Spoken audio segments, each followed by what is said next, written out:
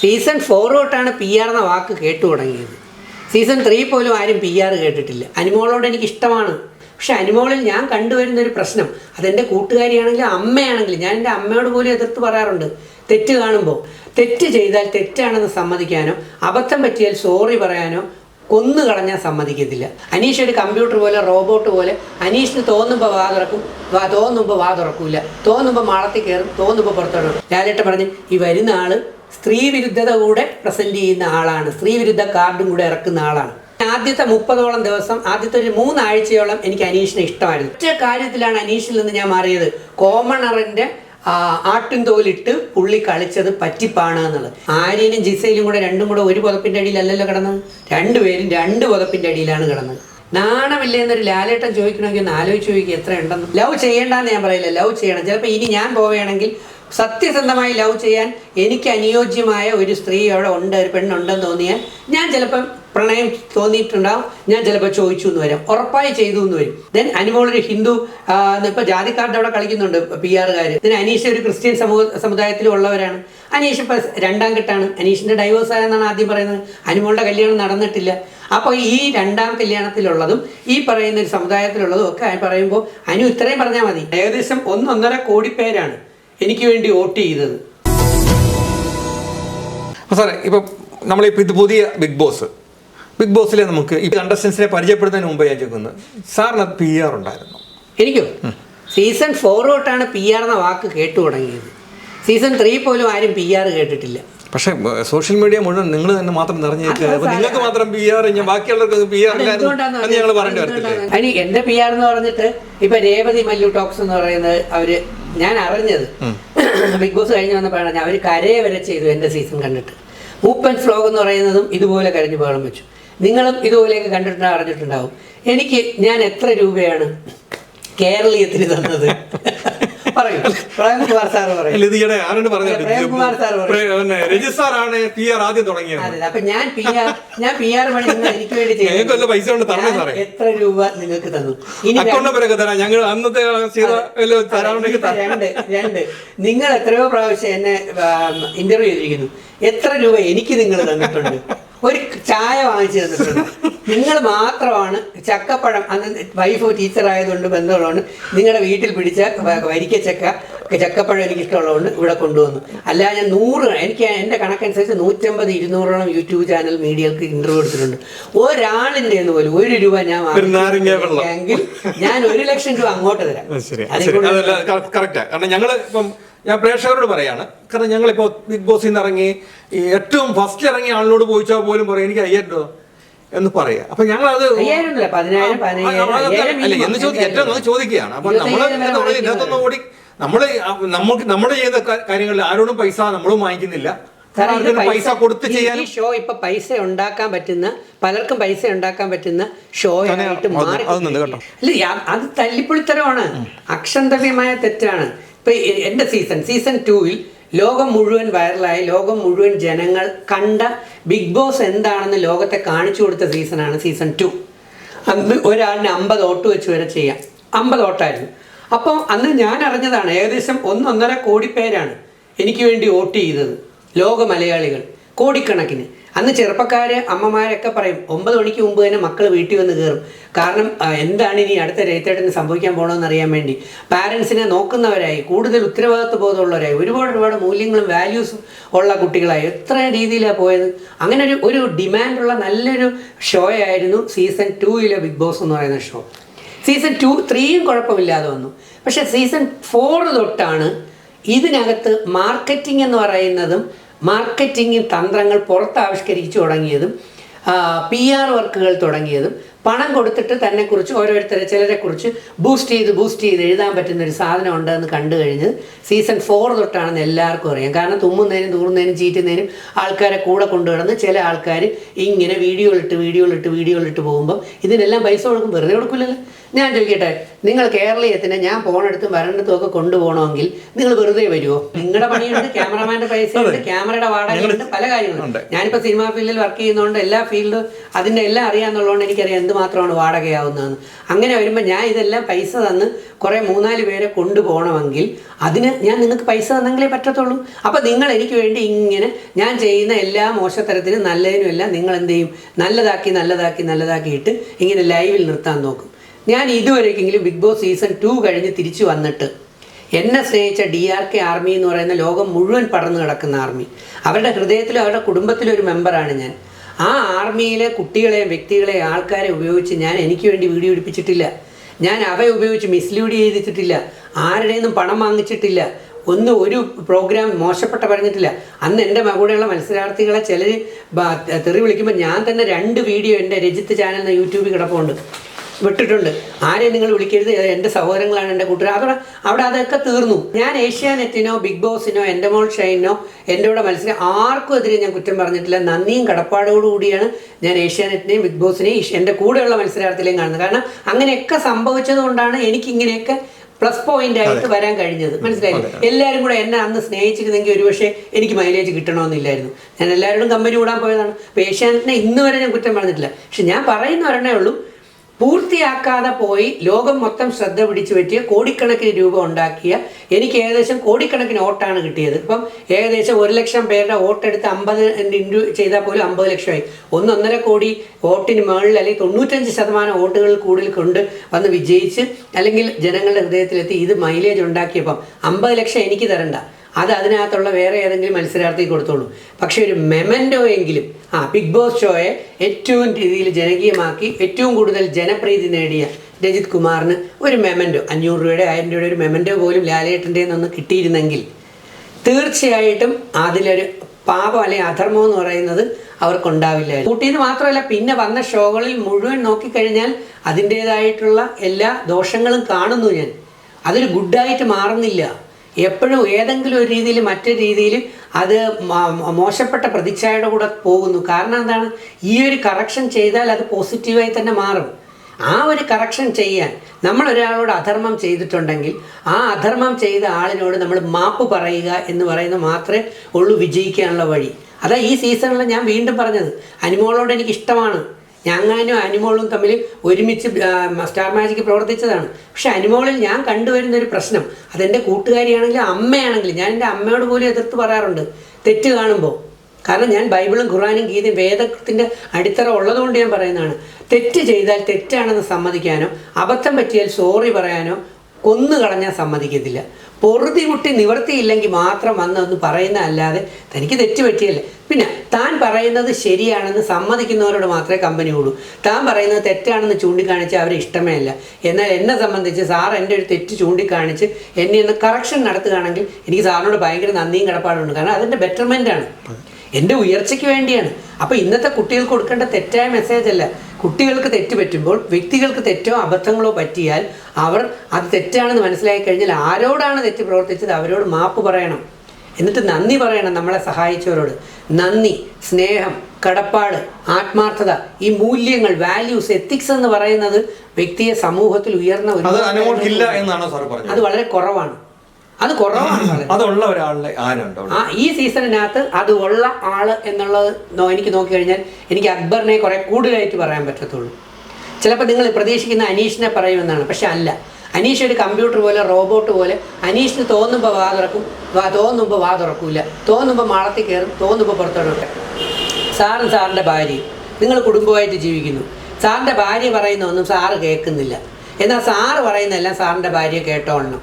സാറിൻ്റെ ഭാര്യ വീണ്ടും കൂടുതൽ കാര്യങ്ങളുമായിട്ട് വരുമ്പോൾ സാർ ഒരുതരം തെക്ക് വടക്കായിട്ട് ഒരു റോബോട്ട് പോലെ അങ്ങോട്ടും ഇങ്ങോട്ടും മനസ്സിലാക്കാത്ത രീതിയിൽ പോയി കഴിഞ്ഞാൽ ആ ഭാര്യയ്ക്ക് എങ്ങനെ മുമ്പേ കൈയും കെട്ടി നടന്നാൽ മതിയോ? ഇതാണോ ഡീസൻറ്റ് സ്വഭാവം? ഇതാണോ നല്ല സ്വഭാവം? സാറിൻ്റെ മക്കൾ ഓരോന്നും സാറിനോട് പറയാൻ വരികയാണ്. സാറിൻ്റെ അമ്മ അച്ഛൻ, സാറിൻ്റെ സുഹൃത്തുക്കൾ ഓരോന്ന് പറയാൻ വരികയാണ്. അയൽവക്കക്കാരും നാട്ടുകാരും സാറിനോട് ഓരോന്ന് പറയാൻ വരികയാണ്. അതിൽ സാറിന് ഇഷ്ടമുള്ളത് മാത്രം എടുക്കും. സാറിന് ഇഷ്ടമില്ലാത്തതുണ്ടെങ്കിൽ സാർ മൈൻഡ് ചെയ്യില്ല, അങ്ങോട്ടും ഇങ്ങോട്ടും നടന്നുകളയും, ഒന്നും പങ്കെടുക്കത്തില്ല. സാറിൻ്റെ അയൽവക്കത്ത് വീട്ടിൽ പ്രശ്നങ്ങളുണ്ടായി, സാർ അതിനകത്ത് പങ്കെടുത്തിട്ട് അതൊന്നും ശരിയാക്കാനായിട്ട് നോക്കത്തില്ലേ? സാറിൻ്റെ സമൂഹത്തിലൊരു പ്രോബ്ലം ഉണ്ടായി, സാർ ഒരു സാമൂഹിക ജീവിയാണെങ്കിൽ സമൂഹത്തിനെ ഇഷ്ടപ്പെടുകയാണെങ്കിൽ സാർ ഒന്ന് സമൂഹത്തിലോട്ട് ഇറങ്ങിയതിന് ശേഷം അതിനെന്താണ് സംഭവം, പ്രോബ്ലം, അത് സോൾവ് ചെയ്യാനായിട്ട് എടുക്കത്തില്ലേ? എല്ലാവരുടെയും എല്ലാ കാര്യത്തിലും കൂടെ പങ്കെടുക്കത്തില്ലേ? എന്നിട്ട് എന്താണ് ബിഗ് ബോസ് ഷോ എന്ന് പറഞ്ഞാൽ? അതൊരു എൻ്റർടൈൻമെൻറ്റ് കൂടെയുള്ള ഷോയാണ്, അല്ലാതെ ചുമ്മാ അടി. ഇപ്പോഴാണ് ഈ കഴിഞ്ഞ 2 സീസൺ കൊണ്ടാണ് അടി ഇടി വലിച്ചു കീറൽ തെറിവിളി മോശപ്പെട്ട പറച്ചിൽ എന്ന് പറയുന്നത് കഴിഞ്ഞ 2-3 സീസൺ കൊണ്ടാണ് എല്ലാവർക്കും ഇഷ്ടപ്പെട്ടുകൊണ്ടിരിക്കുന്നത്. അങ്ങനെ എന്താ നമ്മുടെ മനസ്സെന്ന് പറയുന്ന പുതിയ തലമുറയിൽ അല്ലെങ്കിൽ പുതിയ കാലഘട്ടത്തിൽ, പുതിയ തലമുറ കുട്ടികൾ വളരെ നല്ല കുട്ടികളാണ്, പുതിയ കാലഘട്ടം എന്നുണ്ടാക്കിയെടുത്തിട്ട് കുറേയേറെ മനുഷ്യർക്കും വേണ്ടത് എന്താണ്? അടിപിടി, വലിച്ചു കീറൽ, വൃത്തികേട് പറച്ചിൽ, ഒരാളിനെ മറ്റൊരാളിനെ കുറ്റം പറയും. ഈ ഇങ്ങനെ നെഗറ്റീവ് പറഞ്ഞ് കേട്ട് കേട്ട് കേട്ട് കേട്ട് ആ ബിഗ് ബോസ് ഹൗസിനകമെന്ന് പറയുന്നത് നെഗറ്റീവ് എനർജി കൊണ്ട് നിറഞ്ഞു. പ്രത്യേകിച്ച് ലാലേട്ട എപ്പോഴും വന്ന് പറയുന്നു അടുക്കളയിലാണ് അടി. അടുക്കള എന്ന് പറയുന്ന സ്ഥലം എന്തായിരിക്കണം? അവിടെ നല്ല പോസിറ്റീവ് എനർജി നിറഞ്ഞ സ്ഥലമായിരിക്കണം. അവിടെ ഉണ്ടാക്കുന്ന ആഹാരം നല്ല സ്നേഹത്തോടെ ഉണ്ടാക്കണം. അത് കഴിക്കുമ്പോഴാണ് ശാസ്ത്രം പറയുന്നു അത് കഴിക്കുന്ന ആളിന് ഒരു സുഖവും സന്തോഷവും ആന്തരികമായിട്ടുണ്ടാകും. ഈ വഴക്കും കൂടി അടിയും കൂടി ഇടിയും കൂടി വലിച്ചു പറിച്ച് ബഹളം ഉണ്ടാക്കിയതിന് ശേഷം അത് കഴിക്കുന്ന ആളും അസ്വസ്ഥപ്പെടുകത്തേ ഉള്ളൂ. അപ്പൊ നോക്കി ഈ അനീഷ് ഞാൻ ചോദിക്കുന്നത്, അനുമോള് അവിടെ ഫുഡ് ഉണ്ടാക്കി, ആ ഫുഡ് ഉണ്ടാക്കിയത് ഇത് പോയില്ലേ സാറേ? അവിടെ തന്നെ ഫുഡ് ഉണ്ടാക്കി അവർ വിളമ്പുമ്പോൾ വന്ന കൂട്ടുകുറവില്ല അവളെ അങ്ങനെ ക്രോശിക്കേണ്ട ആവശ്യം ഉണ്ടായി? ഞാൻ ചോദിക്കട്ടെ, ഒരു ബിഗ് ബോസ് ഹൗസ് എന്ന് പറയുന്നത് ഒരു കൂട്ടുകുടുംബം പോലെയാണ്. അനുമോള് മാത്രമല്ലല്ലോ കിച്ചണിൽ ജോലി. അന്ന് കിച്ചണിൽ ഉണ്ടായിരുന്നൊന്നും വരുന്നില്ല. ഞാൻ വിളമ്പിക്കൂടെ, നീ വെച്ചാലും ഞാൻ വിളമ്പണം എന്ന് പറഞ്ഞ ഒരാൾ വാശി പിടിക്കാലോ? അയാൾ കിച്ചന്റെ മെമ്പറാണ്. അതിലെ കുറിച്ചാണ് ഈ പറയുന്നത്. അത് ശരി, കുക്ക് ചെയ്യാൻ കൂടിയില്ലല്ലോ, വിളമ്പാനായിട്ട് കൂടുതൽ ആവശ്യമുണ്ടോ? അയാൾ അടുക്കളയിൽ നിന്നിട്ട് പുറത്തോട്ട് പോയതാണ്. എല്ലാം ഞാൻ ചെയ്യും എന്ന് പറയുന്ന പിടിവാശി എന്തിനാണ്? അപ്പൊ എല്ലാത്തിന്റെയും ക്രെഡിറ്റ് എനിക്ക് സ്വന്തമായി എടുക്കാൻ വേണ്ടി. വർക്ക് ഡിവൈഡ് ചെയ്ത് കൊടുക്കുന്നതല്ലേ ഒരു അന്തസ്? അവിടെ വർക്ക് ചെയ്യുന്നവരെ ഒരാൾക്ക് ഇത്രയും അവള് പറഞ്ഞിത്രേ ഉള്ളൂ, എനിക്കിത് വെക്കാൻ അറിയാമെങ്കിൽ എനിക്കിത് വിളമ്പാനും. ഞാൻ ചോദിക്കട്ടെ, അങ്ങനെയാണെങ്കിൽ ഇപ്പൊ അനുമോള് തന്നെ ചോറുണ്ടാക്കുന്നു, അനുമോള് തന്നെ കറി ഉണ്ടാക്കുന്നു, അനുമോള് തന്നെ എല്ലാവർക്കും വിളമ്പി കൊടുക്കുന്നു, എല്ലാവരും ഇങ്ങനെ ക്യൂ നിന്ന് ഇതെല്ലാം വാങ്ങിച്ച് നോക്കുമ്പോഴത്തേക്ക് മറ്റുള്ള ഇവരെ കുറിച്ച് ആ ജനങ്ങൾ പറയുന്നത് എന്തായിരിക്കും? പാവം അനുമോളെ കുറിച്ച് പാടുപോലെ പണിയിപ്പിച്ചിട്ട് നാണോ മാനോ ഇല്ലാതെ ഇവരെല്ലാം വെട്ടി വീഴുന്ന കണ്ടില്ലേ തിന്നുന്നത്. ഇത് കേൾപ്പിക്കാനാണ് നിങ്ങളുടെ ആഗ്രഹം? അല്ല. ഒരു അടുക്കളയിൽ ഇപ്പം സാറ് വീട്ടിലുണ്ട്, സാറിൻ്റെ ഭാര്യയാണ് അടുക്കളയിൽ പണി ചെയ്യുന്നെങ്കിൽ ആ പാത്രം കഴുകി അവരെ സഹായിക്കാനെങ്കിൽ സാറ് മെനക്കെടുക്കണ്ടേ? അല്ല മലക്കറിയെങ്കിലും അരിയാനായിട്ട് മെനക്കെടണ്ടേ? ചെയ്യും. അതില്ല, മലക്കറി ഞാൻ അരിഞ്ഞോളാം, പാത്രം കഴുകാൻ സാറേ പാത്രം കഴുകണ്ട, പാത്രവും ഞാൻ കഴുകിക്കോളാം, സാറ് ചോറ് ഞാൻ വിളമ്പി കൊടുക്കാൻ മക്കൾക്ക് വേണ്ട, ഞാൻ വിളമ്പും. പക്ഷെ അത് ബിഗ് ബോസിനകത്ത് അപ്പൊ അത് തന്ത്രത്തിനെ ഗെയിമായിട്ട് കണ്ട ബാക്കിയുള്ളവരോട് എന്തിന് ഗോവി ഇടാൻ വന്നിരിക്കുന്ന അവരത് പറയും. കിച്ചൺ ടീമിന്റെ സംഭവത്തിൽ ഞാൻ ഇത്രേ പറഞ്ഞോളൂ. ഇനി അക്ബറിന് ആഹാരം ഉണ്ടാക്കി, അവർ 3 പേരും ഉണ്ടായ സമയത്ത് അവർ ആഹാരം ഉണ്ടാക്കി. ആ സമയത്ത് അവിടെ അതിവിദഗ്ധമായിട്ട് അടിയും വഴക്കും ബഹളമൊക്കെ ഉണ്ടാക്കിയിട്ട് കുറേ പേര് തിന്നാതെ മാറിയിരുന്നപ്പോൾ ചോറ് ബാക്കി വന്നു. വിദഗ്ധമായിട്ട് അനുമോൾ ആ പാത്രം കൊണ്ടുവന്ന് ലാലേട്ടനെ കാണിച്ചല്ലോ. ദെൻ അടുത്ത ദിവസം അനുമോളും ടീമും അനുമോളും ആദില അവരൊക്കെ കൂടെ അടുക്കളയിൽ കയറി അവർ ആഹാരം ഉണ്ടാക്കി. ഉണ്ടാക്കിയ സമയത്തും അധികം വരുന്നു എന്ന് ചോറ് അധികം വരുന്നു എന്ന് കണ്ടപ്പം ഉടനെ അനുമോളുടെ ബുദ്ധിയാണ് എന്ത്? എല്ലാ പാത്രത്തിലും തുല്യമായിട്ട് ചോറിട്ട് വിളമ്പി വയ്ക്കുക. ഞാൻ ചോദിക്കട്ടെ, പലരും പല അളവിലല്ലേ ചോറ് കഴിക്കുക? ഈ പാത്രത്തിൽ ഉണ്ടാക്കിയ പാത്രത്തിലെ മുഴുവൻ 8 പാത്രത്തിൽ വിളമ്പി തീർത്ത് ഈ പാത്രം ഒന്ന് തീർത്താൽ ഇത് കഴുകി വെച്ചാൽ പിന്നെ ഈ പാത്രത്തിൽ ബാക്കി വരില്ലല്ലോ. പക്ഷെ അപ്പം ഈ വിളമ്പി വെച്ചേക്കുന്ന പാത്രത്തിലുള്ളവർ കഴിച്ചിട്ട് കുറേ കഴിക്കുക, ബാക്കി കൊണ്ട് കളയുക. അപ്പോൾ എന്ത് പറയാം? ബാക്കി അവരാണ് കൊണ്ട് കളഞ്ഞത്, ഞാൻ ഉണ്ടാക്കിയാലൊന്നും കൃത്യമായിട്ട് ബാക്കി വന്നില്ല. അന്ന് തന്നെ ഒരു കള്ളം പറഞ്ഞില്ലേ, അരി ഇട്ടത് അധികം വന്നപ്പോൾ ചോറ് അക്ബർ കൃത്യമായിട്ട് എടുത്ത് കാണിച്ചപ്പോൾ എന്താ പറഞ്ഞത്? അത് ഞാനല്ല അരിയിട്ടത് സാബുമാനാണെന്ന്. സാബുമാനോട് ചോദിച്ചപ്പോൾ എന്താ പറഞ്ഞത്? ഞാനല്ലല്ലോ അരിയിട്ടത്. അപ്പോൾ പറഞ്ഞു ആദിലയാണ് ഇട്ടത്. ആദില പറയുന്നു അനുമോള് 3.5 ഗ്ലാസ് അരി ഇടാൻ പറഞ്ഞു, ഞാൻ 3.5 ഗ്ലാസ് അരി ഇടും. അരി ഇത്ര ഇടാൻ പറഞ്ഞ് ഇവിടെ അവിടെ ബാക്കി വരൂല സാറേ. കൃത്യമായിട്ട് എല്ലാവരും കഴിക്കുകയാണെങ്കിൽ ഓക്കെ ആവും. പക്ഷെ ചിലർ നമുക്കൊന്നും ഒന്നും കിട്ടാതെ വരികയാണ് ഇത്. നമ്മളൊക്കെ ഭയങ്കരമായിട്ട് കഷ്ടപ്പെട്ട ഒരു കഷ്ണം പുട്ടുകൂടെ കിട്ടിയാൽ എന്ന് പറഞ്ഞിട്ടുള്ള ആളാണ് ഞാൻ. ഒരു കഷ്ണം പുട്ടുകൂടെ തരുമോ എന്ന് ചോദിച്ചിട്ടുള്ള. അപ്പൊ അങ്ങനെയല്ല അവിടെ എന്ന് വെച്ചാൽ ഈ ഭയങ്കര സ്വാർത്ഥരാണ് ഈ സീസണിലുള്ള കുറച്ചു പേര്. അവർ കിട്ടുന്ന ആപ്പിള്, കിട്ടുന്ന ഓറഞ്ച്, കിട്ടുന്ന സാധനം മിൽക്ക് മെയ്ഡ് വരെ അടിച്ചു മാറ്റി. അതിനകത്ത് സാർ എപ്പോഴും ഫേവറേറ്റ് കണ്ടസ്റ്റന്റ് ആയിട്ട് പറയുന്ന ആള് തന്നെയല്ലേ അത് കൊണ്ടുപോയിട്ട് എന്ത് ചെയ്യാൻ കട്ടിലിന്റെ അടിയിൽ കൊണ്ടുവയ്ക്കുക, മറ്റെടുത്തുകൊണ്ട് എല്ലാവരും കൊണ്ടുവന്ന് വയ്ക്കുന്നു. ഇന്നലെ ആദിലയും അതിലെ കൂടെയുള്ള നൂറ അവര് മിൽക്ക് മെയ്ഡ് എന്ന് പറയുന്ന ഒരു ടിൻ പായസത്തിൽ മറ്റുമൊക്കെ ചേർക്കുന്ന മിൽക്ക് മെയ്ഡ് കൊണ്ടുവന്നിട്ട് പൊട്ടിച്ചിട്ട് അവർ സ്പൂണിലെടുത്ത് ബെഡ്ഷീറ്റിന്റെ അടിയിൽ കൂടെ കഴിക്കുന്നു. അപ്പൊ ആരാ അവിടെ കട്ടും തിന്ന ആഹാരത്തിന്റെ കാര്യത്തിൽ പോട്ടെ. നെവിനെ സംബന്ധിച്ച് അവൻ ഏതെങ്കിലും എടുത്തോ എന്ന് ചോദിച്ചാൽ അവൻ എടുത്തു എന്ന് പറഞ്ഞു, തെറ്റാണെന്ന് പറഞ്ഞാൽ അവൻ സോറി എന്ന് പറയുന്നു. എടുക്കുന്നത് ഗെയിമാക്കും. എടുക്കുന്നത് ഗെയിമാണ്. ആ ഗെയിം എടുക്കുന്നത് അവൻ ആയിക്കോട്ടെ, എടുക്കുന്നത് അവൻ ക്യാമറ കാണിച്ച് പ്രേക്ഷകരെയും കാണിച്ചാൽ ഇവർ ഈ അതിനകത്തുള്ള കണ്ടസ്റ്റൻസിനെ മാത്രമേ അവൻ മറയ്ക്കുന്നുള്ളൂ, ബാക്കി അവൻ നാട്ടുകാരെ കാണിക്കുന്നുണ്ട്. പക്ഷെ ഈ പറഞ്ഞ സാധനങ്ങൾ പലതും പോകുന്നത് എങ്ങനെയെന്ന് അറിയുന്ന പോലും ഇല്ല. അവിടെ സ്റ്റോർ റൂമിനകത്ത് നിന്ന് ഓറഞ്ച് എങ്ങാണ്ട് വന്നപ്പോഴത്തേക്ക് ആദ്യം അവിടെ നിന്ന് പെട്ടെന്ന് വേറെ ഏതിൻ്റെ അകത്തേക്ക് ഇട്ടു. ഫുഡ് എങ്ങനെ പോട്ടെ, ഈ അടുക്കളയിൽ കിടന്ന് ഈ ഫുഡിൻ്റെ അടിയല്ലാതെ ഈ ബിഗ് ബോസ് സീസൺ 7 എടുത്താൽ ഒരു 75-80% അടിയും ബഹളവും കണ്ടന്റ് നടക്കുന്ന അടുക്കളയ്ക്കകത്താണ്. ബാക്കി പുറത്ത് എന്തെല്ലാം ചെയ്യാനുണ്ടായിരുന്നു, എന്തൊക്കെ ചെയ്യാം. ഇതിലൊന്നും പലതിലും ആദ്യ കുറേ ദിവസങ്ങളിൽ അനീഷിൻ്റെ കുറേ കാറിലും ചീറ്റലും ബഹളം, അതാ ഇപ്പം അനീഷിന് കുറ്റബോധം വന്നു. ഇപ്പം അനീഷ് അവിടെ ഉണ്ടോ എന്ന് പോലും അറിയാൻ നിവർത്തിയില്ല. അപ്പം അനീഷിൻ്റെ ദുഃഖം എന്താണ്, അന്ന് ഞാൻ ചെയ്തത് പലതും തെറ്റാണോ, കഴിഞ്ഞ ദിവസം പറയുന്നു തെറ്റാണോ അല്ലയോ എന്നൊരു പ്രശ്നം. അപ്പം ബ്രദറിനെ എങ്ങാണ്ട് ഫോൺ വിളിച്ചപ്പോഴത്തേക്ക് ഞാൻ അങ്ങോട്ട് വരണോ വേണ്ടേ എന്ന് ചോദ്യം. കാരണം എന്താ, അപ്പോൾ ഈ ഞാൻ എപ്പോഴും പറയുന്നൊരു കാര്യമുണ്ട്, നമുക്കൊരു എത്തിക്സ് കൂടെ വെച്ചുകൊണ്ട് വേണം. അപ്പോൾ കുറേ പേര് പറയും മറ്റുള്ളവരെ ആരെയും വ്യക്തിഹത്യ ചെയ്യുക അല്ലെങ്കിൽ മോശം പറയുന്നില്ല. പക്ഷെ ആരോടും സഹകരിക്കാതെ മനഃപൂർവ്വം ഒറ്റപ്പെട്ട് നടന്നിട്ട് എന്നെ എല്ലാവരും ഒറ്റപ്പെടുത്തി എന്ന് പറയുന്ന സ്ട്രാറ്റജി അക്ഷന്തവ്യമായ തെറ്റാണ്. ആ സാറ് നേരെ സീസൺ കാണാത്തതുകൊണ്ടാണ്. ഞാൻ എല്ലാവരോടും സഹകരിക്കാൻ ചെന്നു. എല്ലാവരോടും സഹകരിക്കാൻ ചെന്നപ്പം ഇപ്പം അനീഷ് അവിടെ പറഞ്ഞൊരു വാക്ക് ഞാൻ ചോദിക്കട്ടെ, 38-40 വയസ്സുള്ള ഇത്രയും ബുദ്ധിമാനായ ജീവിതത്തിൻ്റെ കുറേ കാര്യങ്ങൾ കണ്ടറിഞ്ഞ എഴുത്തുകാരനായ ഒരു ഗവൺമെൻറ് ഉദ്യോഗസ്ഥനായ 5 വർഷം ലീവ് എടുത്ത് ബിഗ് ബോസിനെ കുറിച്ച് പഠിച്ചു മറിഞ്ഞുമൊക്കെ വന്ന ഒരു മനുഷ്യൻ 80-90-100ഓളം ക്യാമറ, 70-75ഓളം പരസ്യമായിരിക്കുന്ന ക്യാമറകളും ആ രഹസ്യമായി കണ്ണാടികളുടെ അടിയിലിരിക്കുന്ന ക്യാമറകളും വെച്ച് നിറയെ 4 മുറികളിലായിട്ട് ക്യാമറകളും മുറ്റത്തും ക്യാമറകൾ ഇങ്ങനെ നിറഞ്ഞിരിക്കും. എനിക്ക് തോന്നുന്നു ആ ഗാർഡൻ ഏരിയയിൽ 15-16 ക്യാമറയുണ്ട്. ഇത്രയും ക്യാമറ ഇരിക്കുന്നിടയിൽ ഈ ബിഗ് ബോസിലും ചില സെക്കൻഡുകളിലാണ് ചിലരുടെ സ്വഭാവം പുറത്തു പറയുന്നത്. അനീഷ് നെവിനെ തള്ളി മാറ്റിയിട്ട് എന്താ പറഞ്ഞത്, എൻ്റെ ക്യാമറ സ്പേസ് മറയുന്നു, എൻ്റെ ക്യാമറ എന്നെ ഫോക്കസ് ചെയ്യുന്നു, മാറിയില്ല അങ്ങോട്ടെന്ന് പറഞ്ഞ് പിടിച്ചു തള്ളി. എന്തിന്?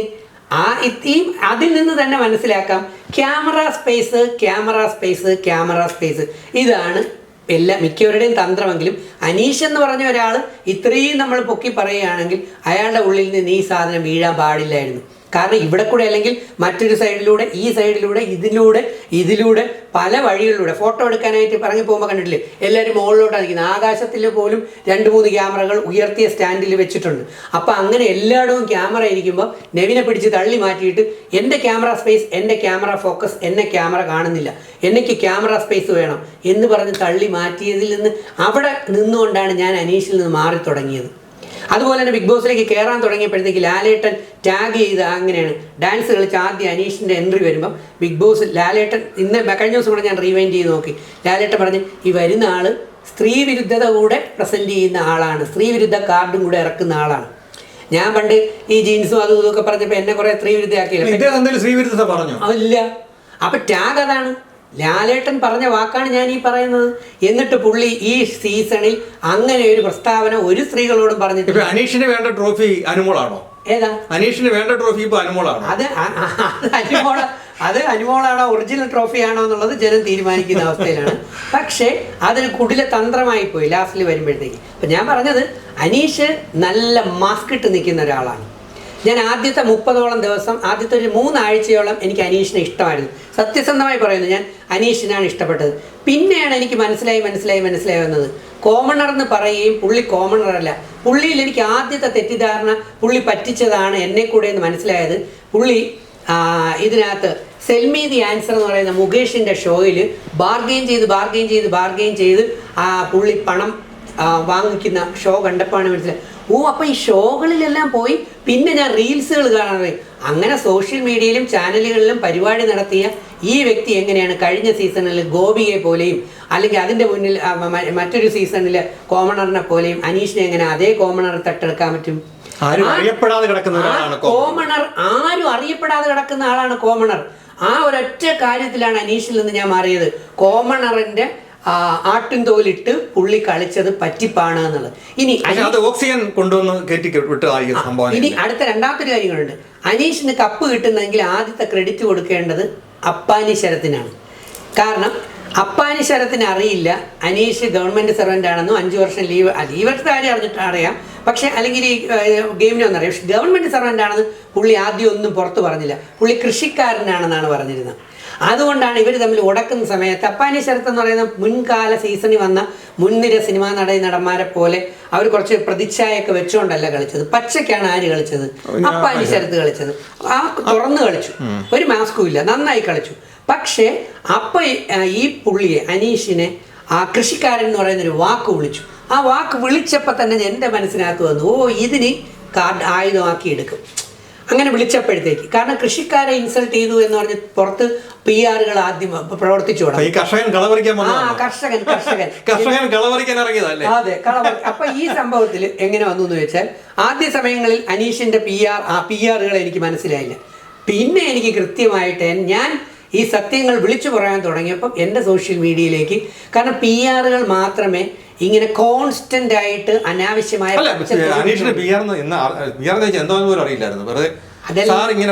അതെല്ലാം അത് ജനങ്ങൾക്കറിയാം, കൃത്യമായി വരുന്നുണ്ട്.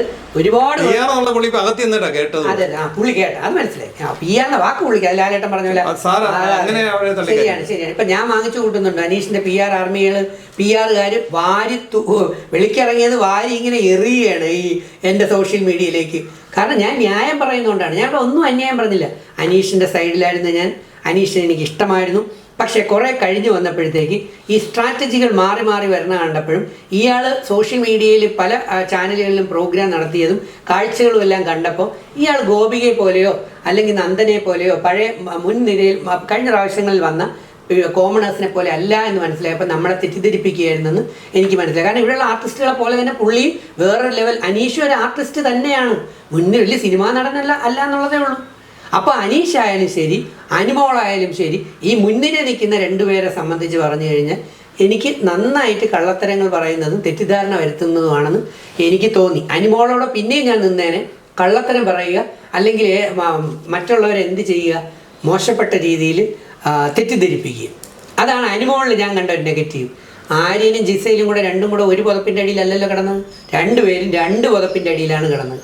എന്നിട്ട് അതെന്താക്കി മാറ്റി? ലാലേട്ടൻ തന്നെ ചോദിച്ചു, നാണമില്ലേ സ്ത്രീയെ എന്ന് പറയുന്ന രീതിയിലാണ് ലാലേട്ടൻ ചോദിച്ചത്. കണ്ടതല്ലേ? നാണമില്ലേ എന്നൊരു ലാലേട്ടൻ ചോദിക്കണമെങ്കിൽ ഒന്ന് ആലോചിച്ച് ചോദിക്കുക എത്ര ഉണ്ടെന്ന്. അപ്പം ആര്യനെതിരെ അപ്പം എനിക്ക് തോന്നുന്നത് ഒരു പ്രണയത്തിന്, ഞാനിപ്പോൾ സോഷ്യൽ മീഡിയയിൽ നിന്ന് കാണുന്ന ഒരു ലവ് ട്രാക്ക് കോംബോ പിടിക്കാമെന്ന് ചിലരൊക്കെ ധരിച്ചു വരും. ഈ ലവ് ട്രാക്ക് കോംബോ പിടിച്ചു വന്ന ഇപ്പോൾ കഴിഞ്ഞ ദിവസം ശൈത്യ പറയുന്നുണ്ടായിരുന്നു, പ്രവീണിനെ ആയിരുന്നു പ്ലാൻ ചെയ്ത ഒന്ന്, പിന്നെ ആര്യനെ പ്ലാൻ ചെയ്തു എന്ന് പറയുന്നു. ഈ ആര്യനും അത് തുറന്നു പറയുന്നു. അവരിൽ നിന്ന് കേട്ടതുകൊണ്ട് ഞാൻ പറയാണ്, ഇതെല്ലാം പൊളിഞ്ഞു പോയി, നടന്നില്ല. അപ്പം ലവ് ട്രാക്ക് ഉണ്ടെങ്കിൽ ജനങ്ങളെ കുറെ കൂടെ എന്ത് ചെയ്യാൻ തെറ്റിദ്ധരിക്കും. എന്നാൽ ഞാൻ ലവ് ട്രാക്കിനെതിരെ ആഞ്ഞടിക്കും. ലവ് ചെയ്യേണ്ടെന്ന് ഞാൻ പറയില്ല, ലവ് ചെയ്യണം. ചിലപ്പോൾ ഇനി ഞാൻ പോവുകയാണെങ്കിൽ സത്യസന്ധമായി ലവ് ചെയ്യാൻ എനിക്ക് അനുയോജ്യമായ ഒരു സ്ത്രീ അവിടെ ഉണ്ട്, ഒരു പെണ്ണുണ്ടെന്ന് തോന്നിയാൽ ഞാൻ ചിലപ്പം പ്രണയം തോന്നിയിട്ടുണ്ടാവും, ഞാൻ ചിലപ്പോൾ ചോദിച്ചു എന്ന് വരും, ഉറപ്പായി ചെയ്തു എന്ന് വരും. പക്ഷേ ജനങ്ങളെ പറ്റിക്കാനായിട്ടും ആ പെങ്കൊച്ചിനെ പറ്റിക്കാനായിട്ടും ഞാൻ അതിബുദ്ധി ഉപയോഗിച്ച് കളിക്കത്തില്ല. ലവ് ആർക്കും തോന്നാം. 70, 80, 90 വയസ്സുള്ള അമ്മമ്മയ്ക്കും അപ്പൂപ്പനും ആർക്കും ആണെങ്കിലും ലവ്. അനീഷ് ഒരു കാര്യം ചോദിച്ചാൽ അതിനെ നിഷേധിക്കാനുള്ള അവകാശം അവക്കില്ലേ? അല്ല, നോ എന്ന് പറയാൻ അവകാശമില്ല. 2 കാര്യമുണ്ട് ഇവിടെ. അനീഷിന് ഈ കാര്യം ചോദിക്കണമെങ്കിൽ ഒരു 50 ദിവസം കഴിഞ്ഞപ്പോൾ ചോദിക്കാമായിരുന്നു. ഇത്രയും ബ്രില്യൻ്റ് ഗെയിമർ, ഞാൻ നേരത്തെ പറഞ്ഞ പോലെ ഇത്രയും എക്സ്പീരിയൻസ്ഡ്, ഇത്രയും പ്രായമുണ്ട്, ഇത്രയും ബ്രില്യൻ്റ് ആയിട്ടുള്ള വളരെ അതിബുദ്ധി, ഏത് വേണമെങ്കിലും ബുദ്ധി വാക്കുകൾ ഉപയോഗിക്കാം ഉള്ള മനുഷ്യന് ഈ അനുമോള് അവിടെ ചെയ്ത സംഭവങ്ങൾ, ഈ പറയുന്ന തെറ്റിദ്ധാരണ ഉണ്ടാക്കുക, വേറെ പല പല അഭ്യാസങ്ങൾ ഉണ്ടാക്കുക, ഇതൊക്കെ ആവുമ്പോൾ തന്നെ ഇദ്ദേഹത്തിൻ്റെ സ്വഭാവം എങ്ങനെയാണെന്ന് മനസ്സിലാക്കാൻ കഴിയാത്ത ആളാണോ അനീഷ്? അല്ലല്ലോ. എന്നിട്ട് ഈ 90 ഒത്തിരി അനീഷ് ഒരു പ്രണയം മുട്ടിടത്തക്ക രീതിയിലുള്ള ചില ഹാർട്ട് കൈമാറലും ഒക്കെ ചെയ്തു. അതെവിടെ? ഈ 2 ആഴ്ചക്ക് മുമ്പ്, ഈ കഴിഞ്ഞ ഈ ആഴ്ച, കഴിഞ്ഞ ആഴ്ച, ഈ കഴിഞ്ഞ ആഴ്ച അതൊരു പക്വതയുള്ള പ്രണയമാണെന്ന് പറയാൻ പാടില്ല സാറേ. 9 ദിവസമേ ഉള്ളൂ. ഇനി വെളിയിൽ ഇറങ്ങി കഴിഞ്ഞാൽ തിരക്കാകും, നേരിട്ട് സംസാരിക്കാൻ കഴിയില്ല. അപ്പോ ഇനിയും താമസിച്ചാൽ ഈ പ്രണയം നഷ്ടപ്പെട്ടു പോകും എന്ന് അനീഷിന് തോന്നിയിട്ട് ചോദിച്ചാന്ന് പറയാൻ പാടില്ല. നിങ്ങളെ പോലെയുള്ളവരെ തെറ്റിദ്ധരിപ്പിക്കാൻ അദ്ദേഹത്തിന് കഴിഞ്ഞുവെങ്കിൽ അതാണ് അദ്ദേഹത്തിന്റെ ബ്രില്യൻസ് എന്ന് പറയുന്നത്. മനസ്സിലായോ? ഓർക്കേണ്ടത്, നിങ്ങൾ ബിഗ് ബോസ് ഹൗസിൽ പോയിട്ടുണ്ടോ? നിങ്ങൾ ഈ ഷോകളിൽ പങ്കെടുത്തിട്ടുണ്ടോ? ഈ പങ്കെടുത്തിട്ടുള്ള മത്സരാർത്ഥികളിൽ പലർക്കും അറിയാൻ പറ്റും ഇത് ട്രാക്കാണ്, ഇതെന്ന് പറയുന്നത് സ്ട്രാറ്റജിയാണ്. മനസ്സിലായി? കാരണം ആദ്യ 50ഓളം ദിവസങ്ങളിൽ അനീഷിൻ്റെ ബഹളങ്ങളായിരുന്നു. കാരണം ഒന്നും കേൾക്കാൻ പറ്റാത്ത രീതിയിൽ അത്രയും അസ്വസ്ഥമായൊരു വീടിനെ എങ്ങനെ കലഹമാക്കി മാറ്റാൻ പറ്റുമോ ആ കലഹമയമാക്കി മാറ്റിയ ഒരാളാണ്. ഞാനോ കഴിഞ്ഞ സീസൺ വരെ ഒരാൾ ഇതുപോലെ അലറി കൂവി ബഹളം വെച്ചിട്ട് ഒരു വീടിനെ നശിപ്പിച്ചിട്ടില്ല. അത് കഴിഞ്ഞതിന് ശേഷം ഇങ്ങോട്ട് വരുമ്പോൾ അനീഷ് അവിടെ ഉണ്ടോയെന്ന് പോലും അറിയാൻ പറ്റുന്നില്ല തന്നല്ലോ. അങ്ങനെ സൈലൻ്റ് ആയിട്ട് അതിന് പറ്റത്തില്ല എങ്കിൽ ഇതിന് മറ്റൊരു സൈഡുണ്ട്. ഒരു ലവ് ട്രാക്കിലേക്ക് വന്നു. ആ സമയത്താണ് ഈ പറഞ്ഞ കണക്ക് നമ്മൾ വൈദ്യൻ കൽപ്പിച്ചതും രോഗി ഇച്ഛിച്ചതും ബാലെന്ന് പറയുന്ന രീതി അനുമോളുടെ കയ്യിൽ നിന്ന് ചില ചേഷ്ടകൾ ഇങ്ങോട്ട് വന്നത്. അതാണ് അനുമോക്ക് പറ്റിയ മറ്റൊരു മണ്ടത്തരം. വെറുതെ കൊണ്ടുവന്ന് പാമ്പിൻ്റെ മാളത്തിൽ കൈയിട്ട് കൊടുത്തു. അനുമോക്ക് ഒരാവശ്യമില്ലായിരുന്നു ഈ കഴിഞ്ഞ ആഴ്ച ഈ ലവ് ട്രാക്കിൻ്റെ കോംബോ ഇങ്ങോട്ട് കൊണ്ടുവന്ന് അത് ഊതിപ്പെരിക്കാനായിട്ട് ചിലർ ഇങ്ങോട്ട് വന്നപ്പം അതിലേക്ക് പോവേണ്ട ആവശ്യമില്ലായിരുന്നു. അങ്ങനെ ഇല്ല ചെയ്യാതിരുന്നെങ്കിൽ അനുമോൾക്ക് കപ്പ് വേണമെങ്കിൽ പറയാം. പക്ഷെ അനുമോൾ ഈ സാധനങ്ങൾ ഇട്ട് കൊടുത്തപ്പോൾ ഇയാളുടെ പ്ലാനിങ്ങിൽ ഇയാൾ ഇങ്ങനെയാണല്ലോ നടക്കുന്നത്. തെക്ക് വടക്ക് തെക്ക് വടക്ക് തെക്ക് വടക്ക് ഒരു 5 മിനിറ്റ് കാണിച്ചു കഴിഞ്ഞാൽ 15 പ്രാവശ്യം അങ്ങ്. പക്ഷെ ഇത് പുള്ളി അടുത്ത എന്താണെന്നുള്ളത് ആലോചിക്കുകയല്ലേ ശരിയായിട്ട്. അതൊരു ബുദ്ധിയല്ലേ സാർ. ഞാൻ പറഞ്ഞു ഈ സാറ് 10-21 ദിവസം കഴിയുമ്പോഴത്തേക്ക് ഇവിടെയൊക്കെ ക്യാമറ ഉണ്ടെന്ന് പോലും മറന്നു പോകുന്ന. പക്ഷെ അനീഷ് മറക്കാതിരുന്നത് അനീഷിന്റെ മുന്നിൽ ഉണ്ടായിരുന്നത് അനുമോളായിരുന്നു.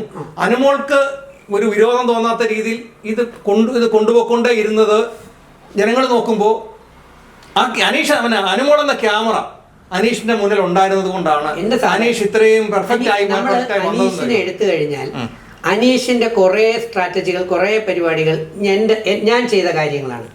കുറച്ചെണ്ണം 4ാമത്തെ സീസണിൽ ഉള്ള ചിലർ ചെയ്തതാണ്, ചിലെണ്ണം 5ാമത്തെ സീസണിൽ ചിലർ ചെയ്തതാണ്, കുറച്ചെണ്ണം 6ാമത്തെ സീസണിൽ ചിലർ ചെയ്തതാണ്. ഈ ഞങ്ങൾക്കൊക്കെ ഇത് കൃത്യമായി മനസ്സിലാകും ഈ സാധനം എന്താണ് വാല് പൊക്കുന്നതെന്ന്. മനസ്സിലായില്ലേ? ഞങ്ങളും കുടിക്കുന്നത് കഞ്ഞിവെള്ളം തന്നെയാണല്ലോ. അപ്പോൾ അദ്ദേഹം 10 മണിക്ക് കിടക്കും, രാത്രി ലേറ്റായി ബഹളം ഉണ്ടാക്കില്ല. ഞാനും ഷോ കഴിയുമ്പോൾ 10 മണിക്ക് കിടക്കും, കാരണം സുഖമായിട്ട് രാവിലെ എണീക്കാൻ പറ്റും. മനസ്സിലായോ? ഈ പറയുന്ന ചിന്തകൾ അങ്ങോട്ടും ഇങ്ങോട്ടും ചിന്തിച്ച് നടന്നപ്പോൾ അനുമോളുടെ ഈ സാധനത്തിന് എങ്ങനെ പണിയെടുക്കാം.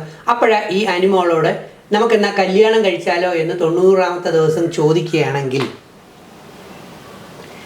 നോ അനുമോൾ പറഞ്ഞാലും യെസ് അനുമോൾ പറഞ്ഞാലും അനുമോൾ കുടുങ്ങും. കാരണം നോ പറഞ്ഞു കഴിഞ്ഞാൽ ഇത്രയും നല്ലൊരു മനുഷ്യനോട് നോ പറഞ്ഞു ഇൻസൾട്ടായി, പിന്നെ ബാക്കി ചർച്ചകളോടെ വരും. യെസ് പറഞ്ഞാലോ ഇത് മുമ്പോട്ട് പോവില്ല എന്നുള്ളതും കാര്യം ക്ലിയർ ആയിട്ട് അറിയാം. ഇപ്പം ഞാൻ ജാതി നേരത്തെ പക്ഷെ അവിടെ അനുമോൾ കൃത്യമായി കളിച്ചില്ലേ സാറേ? അനുമോൾ അതിന് മുമ്പ് അനുമോൾ ഓവറായി കളിച്ചുപോയി. അതാണ് പ്രോബ്ലം. അനുമോളൊരു ബ്രദറായിട്ട് ഊരി എടുത്തില്ലേ? അതെ, ലാസ്റ്റിൽ അത് ചില ആൾക്കാർ ചെയ്യുന്ന അങ്ങനെയാണ്. ചില പാവം പുരുഷന്മാർക്ക് പ്രലോഭനങ്ങളും ചിന്തകളും അവർക്ക് ആഗ്രഹങ്ങളും കൊടുത്തതിന് ശേഷം ലാസ്റ്റിൽ തേപ്പെന്ന് പറയുന്ന സാധനം നിന്നെ ഞാൻ എൻ്റെ സ്വന്തം സഹോദരനായിട്ടാണ് മാമനായിട്ട് ബ്രദർ കാർഡ് കളിച്ചു. എന്നിട്ടെന്താ പല സ്ഥലങ്ങളിലും പോയി പറയുന്ന പല കാര്യങ്ങളില്ലേ, ആ പല കാര്യങ്ങൾ എന്ന് പറയുന്നത് ഇയാൾക്കെതിരായിട്ടും കൂടെ വന്നു പോകും. വരുമ്പോഴത്തേക്ക് ഇത് ജനങ്ങളല്ലേ കാണുന്നത്, PR-ന്റെ കയ്യിലല്ലേ ഇത് കിട്ടുന്നത്. അപ്പം അനീഷ് കേക്കെ അനീഷിന്റെ കുറ്റം പറയും. പിന്നെ അനീഷിന് അന്നേരം തന്നെ ദേഷ്യം തോന്നേണ്ട കാര്യം എന്തോ, കാരണം ഒരാളോട് ചോദിച്ചാൽ പുരുഷന്റെ മുഖത്ത് നോക്കണ്ട, വേറെ അപ്പുറത്തോട്ട് അയാൾക്ക് 10-42 വയസ്സല്ലേ, കുറച്ച് 10 വർഷം കൂടെ കഴിയുമ്പോഴത്തേക്ക് 52 ആവില്ലേ, അല്ലെങ്കിൽ ഇത്രയില്ലേ, കുറച്ചുകൂടെ കഴിയുമ്പോൾ ഇത്ര ആവില്ലേ. അപ്പൊ മറ്റുള്ളവർ എന്ത് ധരിക്കും, അല്ലെങ്കിൽ അതെന്ത്. ഇത് കേൾക്കുന്ന ഓഡിയൻസിലെ PR-കാർക്ക് ഇതിൽ കൂടുതൽ വേറെ ഒന്നും വേണ്ട ഈ പറഞ്ഞ ആളിനെ തല്ലാൻ. അപ്പൊ പ്രണയത്തിന്റെ മുമ്പ് ഏജ് ഇല്ല എന്ന് പറയണം, പ്രണയത്തിന് മുമ്പിൽ പ്രായമുണ്ടോ, പ്രണയത്തിന് മുമ്പിൽ ജാതിയുണ്ടോ, മതമുണ്ടോ. ദെൻ അനുമോൾ ഒരു ഹിന്ദു ഇപ്പോൾ ജാതിക്കാരുടെ അവിടെ കളിക്കുന്നുണ്ട് PR-കാർ, ഞാൻ കുറേ സോഷ്യൽ മീഡിയ കണ്ടു. ദെൻ അനീഷ് ഒരു ക്രിസ്ത്യൻ സമുദായത്തിലുള്ളവരാണ്. അനീഷ് ഇപ്പോൾ 2ാം കെട്ടാണ്, അനീഷിൻ്റെ ഡൈവേഴ്സ് ആയെന്നാണ് ആദ്യം പറയുന്നത്. അനുമോളുടെ കല്യാണം നടന്നിട്ടില്ല. അപ്പോൾ ഈ 2ാം കല്യാണത്തിലുള്ളതും ഈ പറയുന്ന ഒരു സമുദായത്തിലുള്ളതും ഒക്കെ പറയുമ്പോൾ അനു ഇത്രയും പറഞ്ഞാൽ മതി, എനിക്ക് ഒറ്റയ്ക്ക് തീരുമാനം എടുക്കാൻ പറ്റത്തില്ല, ഞാൻ എൻ്റെ വീട്ടുകാരോട് ചോദിച്ചിട്ട് പിന്നെ പറയാം എന്ന് പറഞ്ഞങ്ങ് തീർത്തിരുന്നെങ്കിൽ അവിടെ തീർന്നു. പക്ഷേ അതാ പറഞ്ഞത്, വെളിയിൽ ഇറങ്ങുമ്പോൾ നമ്മൾ മാത്രം സംസാരിച്ചാൽ മതിയാ. നമ്മുടെ കല്യാണത്തെ കുറിച്ച് നമ്മുടെ വീട്ടുകാരും ചർച്ച ചെയ്യണ്ടേ. എത്തിക്സ് എന്ന് പറഞ്ഞൊരു സാധനം വേണമായിരുന്നു. മൂല്യം, എത്തിക്സ് എന്ന് പറഞ്ഞൊരു സാധനം വ്യക്തിയിൽ ഇല്ലെങ്കിൽ ബിഗ് ബോസിന്റെ ഷോ പോലുള്ള ഷോ അനുമോൾ എന്ന് പറയുന്ന ഒരു വ്യക്തിയെ സംബന്ധിച്ച് ഒരു വളരെ സാധാരണപ്പെട്ട ഒരു കുടുംബത്തിൽ നിന്ന് ആ കുടുംബത്തെ മൊത്തം ഉയർത്തിക്കൊണ്ടു വന്നൊരു പെണ്ണാണ്. ഞാൻ സാറിനോട് പറഞ്ഞില്ലേ ഞാൻ തെരുവിൽ കിടന്ന് വളർന്നതാണെന്ന്. അതൊന്നും കുറ്റം പറഞ്ഞില്ല. അപ്പൊ കല്യാണത്തിന്റെ കാര്യം പറയുമ്പോ എന്റെ അമ്മയടുത്തും അച്ഛനോട് ഒന്നുമില്ല, എന്റെ അച്ഛനും അമ്മയും വളർത്തിയപ്പോ എനിക്കൊരു അനുമോളുടെ കുറ്റങ്ങൾ കാണുമ്പോ അനുമോളുടെ ഗുണങ്ങളൂടെ കാണണം. കാരണം അവള് വളർന്നു വന്നത് ഗുണങ്ങൾ അവിടെ 10 പൈസ ചെലവാക്കാറില്ല എന്നുള്ളതാണ്. അവിടെ 16 ലക്ഷം എന്ന് പറയുമ്പോൾ ആൾക്കാർ ചിരിക്കുകയാണ്. 14 ലക്ഷം അവള് കൊടുക്കുവോ? അവള് 10 പൈസ ചെലവാക്കാറ്. ആ പൈസ അവൾ വീട്ടിൽ കൊണ്ടുപോകുന്ന ആളാണ്. ഞാൻ ഇവിടെ അനുമോളുടെയോ അനീഷിന്റെയോ അക്ബറിന്റെയോ അല്ലെങ്കിൽ ഷാനവാസിന്റെയോ ഒന്നും കുറ്റങ്ങൾ മാത്രമായിട്ട് പറഞ്ഞതല്ല. അത് കുറ്റങ്ങളല്ല പറഞ്ഞത്. അവർ കറക്റ്റ് ചെയ്യേണ്ടത് ജനങ്ങളെ തെറ്റിദ്ധരിപ്പിച്ച കുറെ കാര്യങ്ങളാണ് പറഞ്ഞത്. ഇവരെല്ലാം നല്ല മനുഷ്യരാണ്. അനീഷ് നല്ല മനുഷ്യനാണ്, അനുമോള് നല്ല സ്ത്രീയാണ്, അക്ബർ എല്ലാവരും, ഷാനവാസും എല്ലാം ആരെ മോശം. പക്ഷെ ജനങ്ങളെ തെറ്റിദ്ധരിപ്പിക്കുമ്പോഴും ഈ സന്ദേശങ്ങൾ കൊടുക്കുമ്പോൾ പുതിയ തലമുറയിലെ ആൺകുട്ടികളും പെൺകുട്ടികളും എന്താ തീരുമാനിക്കുന്നത്? കൂടുതൽ വാർത്തകളും വിശേഷങ്ങളും നിങ്ങൾക്ക് ലഭിക്കാൻ കേരളീയം ന്യൂസ് സബ്സ്ക്രൈബ് ചെയ്യുക. കൂടെ ബെൽ ബട്ടണും അമർത്തുക.